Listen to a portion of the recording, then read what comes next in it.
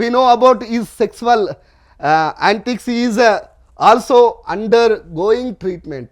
Do not talk to him much about his illness.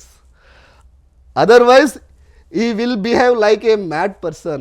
మళ్ళీ చెప్తున్నా మిత్రులారా, ఇది వినండి, ఇంకా మీకు క్లారిటీ ఉంటుంది. As a wife you should give happiness to your husband as he wants. మిత్రులారా, ఇప్పుడు అర్థమైందా మిత్రులారా? ఇది చాలా బాధాకరమైన విషయము, అయినా కూడా మీ దృష్టికి తీసుకు. ఒక కలెక్టర్ కు మానవీయ కోణం ఉండాలి. తెలివి అయితే రోబోను పెట్టుకోవచ్చు, తెలివి కాదు మానవీయ కోణం ఉండాలని కలెక్టర్లను, అంత పెద్ద తెలంగాణ అంటే చిన్న జిల్లాలు ఉంటాయి కానీ దేశంలో పెద్ద పెద్ద జిల్లాలల్లో 30 లక్షల జనాభాకి 30 ఏళ్ళు కూడా పూర్తిగా అనే వ్యక్తి వచ్చి కలెక్టర్గా ఉంటాడు. కానీ ఆ కలెక్టరు మానవీయ కోణం లేకపోతే సిరిసిల్లలో ఏ విధంగా ఇబ్బందులు పడుతుర్రో, సిరిసిల్లలో ఏ విధంగా అవమానాలు పడుతుర్రో, సిరిసిల్లలో ఏ విధంగా కక్ష సాధింపు చర్యలు నడుస్తున్నాయో అట్లాగే నడుస్తాయి. కనుక మానవీయ కోణం లేని కలెక్టర్ ఎట్టి పరిస్థితులలో కలెక్టర్గా ఉండాల్సిన అవసరం లేదు.